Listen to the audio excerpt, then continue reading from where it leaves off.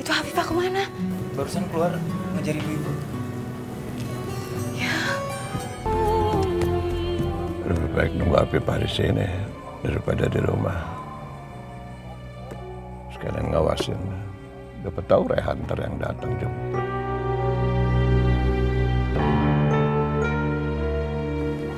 Tapi Afifahnya kemana ya? Katanya kerja di bagian kasir. Wah, jangan-jangan pergi sama Rehan.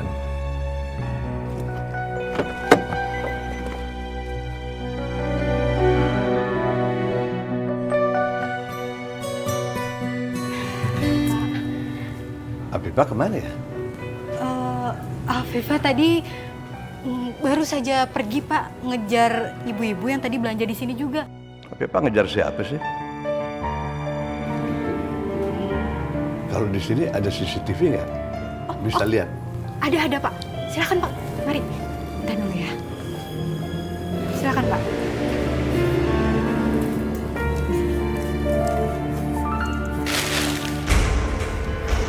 Suster Iris?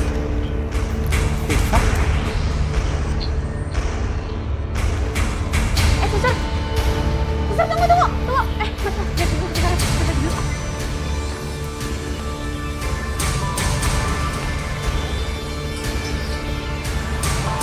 Saya bukan pencuri, Abah.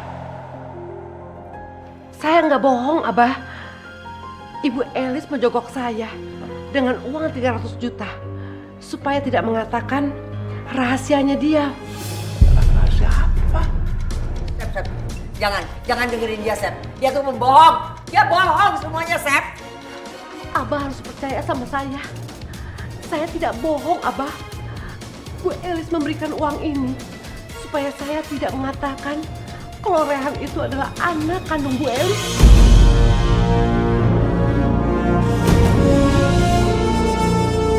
Saat Umi melahirkan dan anaknya meninggal, di saat bersamaan Bu Elis juga melahirkan dari hubungannya dengan pacar gelapnya. Dan saya disuruh menukar anak Bu Elis supaya anak Bu Elis mendapatkan masa depan yang baik. Gawat. Kalau Afifah ngomong sama Riris, waduh, bisa-bisa Riris membongkar rahasia soal Rehan.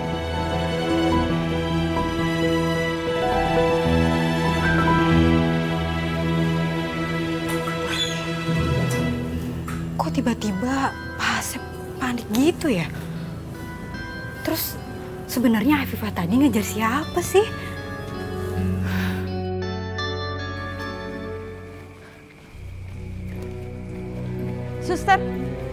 Suster, tunggu suster. Suster.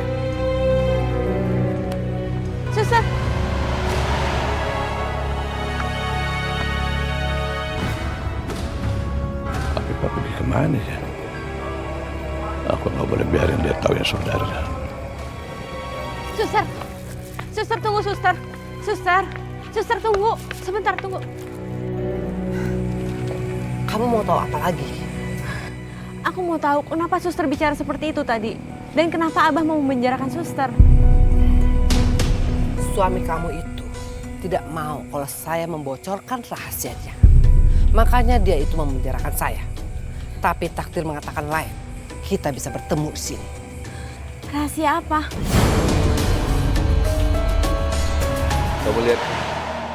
Kamu lihat kan akibatnya? Ini gara-gara kamu, Afifah. Masih aja begitu sama si Rehan. Kamu lihat, Telis hampir mati. Iya kan? Jadi kamu sekarang nggak usah ngarep-ngarepin si Rehan deh. Di dalam agama juga dilarang kamu tuh sama dia. Kamu terima aja bahwa sekarang kamu itu istrinya Abah. Udah, jangan mikir macam-macam.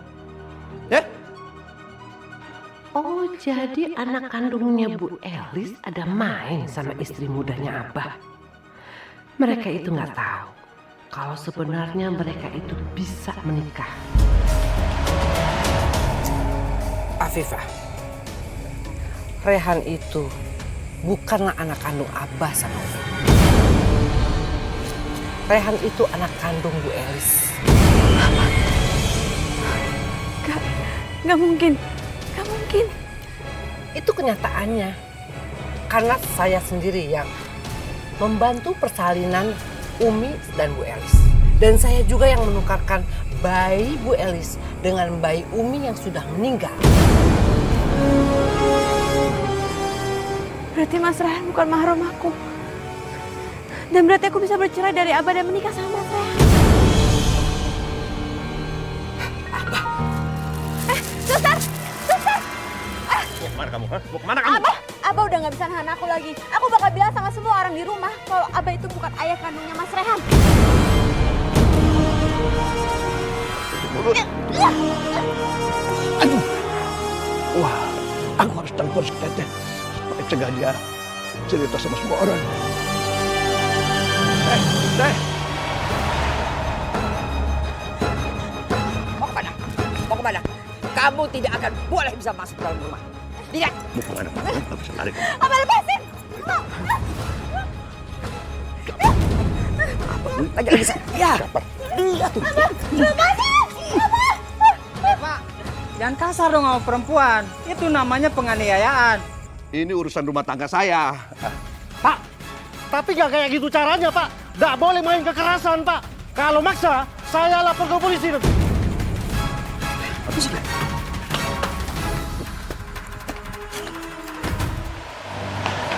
Umi, Mas Rehan. Afifah, kamu kenapa panik gitu? Ada yang mau aku ceritain sama kalian.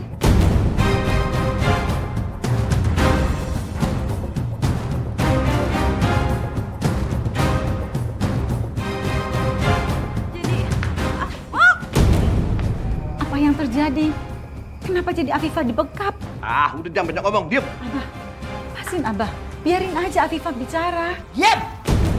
Kamu kan tidak pernah mau nurut sama suami.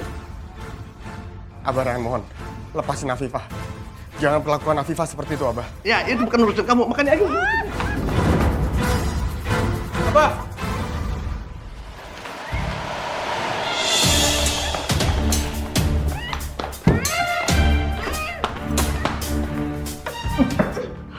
Kamu emang harus dikasih pelajaran biar nggak buka mulut.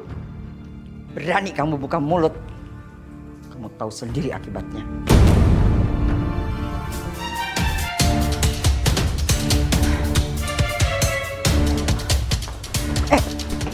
Umi, Rehan, ingat kita tidak boleh melewati batas ini.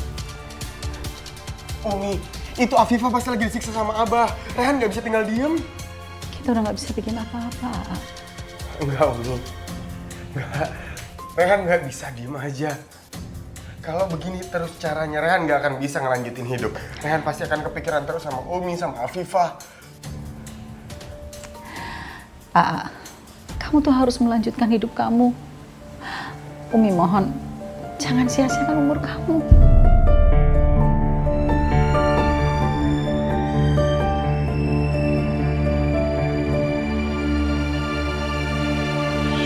Sekarang kamu akan dipaksa sama Abah untuk minum jus cabai lagi biar tenggorokan kamu sakit lagi sampai kamu nggak bisa ngomong dan nggak bisa buka mulut. Abah, jangan kasih aku jus cabai lagi, Abah. Ah, udah diam kamu.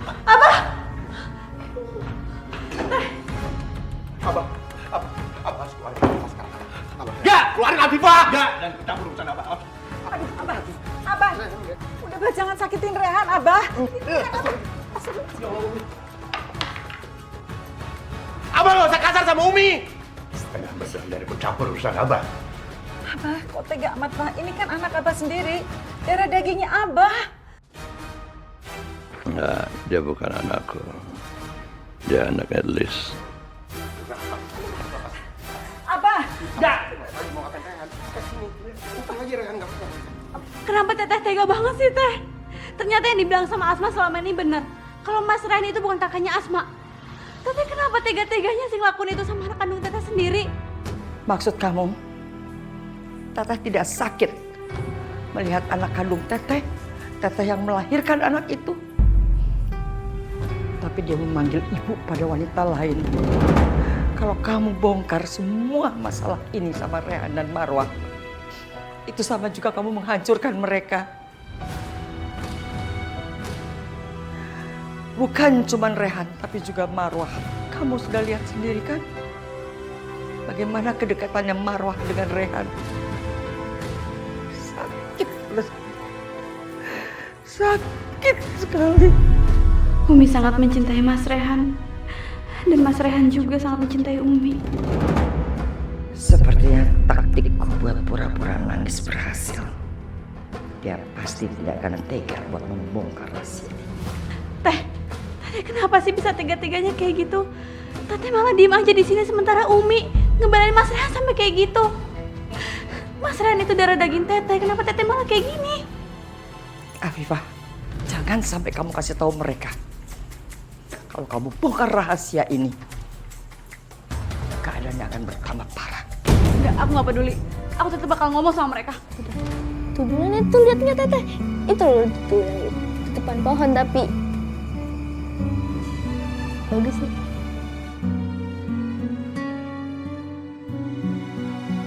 Masuk yuk. Dah.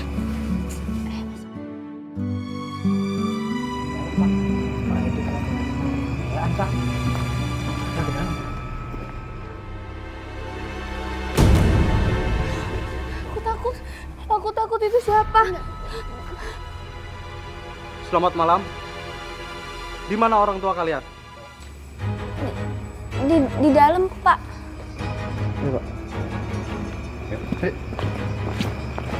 Mereka orang jahat. Tolong! Tolong! Bukan orang jahat, bukan orang jahat kok. Iya, masuk yuk. Itu orang jahat. Enggak, bukan. Tenang aja. Abang siapa jangan kayak gitu, Pak? Nah, itu dia orangnya, Pak. Dia yang menyiksa istrinya, Pak. Waduh, warga cari polisi, bos dari akal ya. Aduh, kebetulan ada Pak polisi nih. Saya dianiaya Pak. Nih, sama anak kurang ajarin Pak. Ini saya dianiaya Pak. Tuh lihat tuh.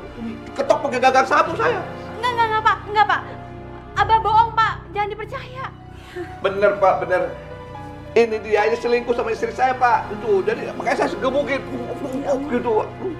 Kamu ikut kami ke kantor polisi. Nanti kamu bisa memberikan keterangan yang di sana. Pak, bawa Pak.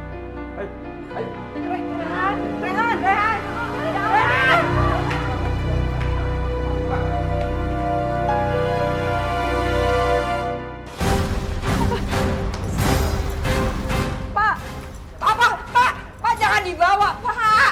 Jangan dibawa, dia nggak salah, Pak. Pak, jangan bawa anak saya, Pak. Tolong, Pak. Jangan bawa anak saya. Abah jahat banget sih, Bah. Abah, Umi minta cabut tuntutan Abah. Kalau enggak, Umi akan bersaksi kalau Rehan tuh nggak bersalah. Kalau Abah justru yang suka nyiksa kami.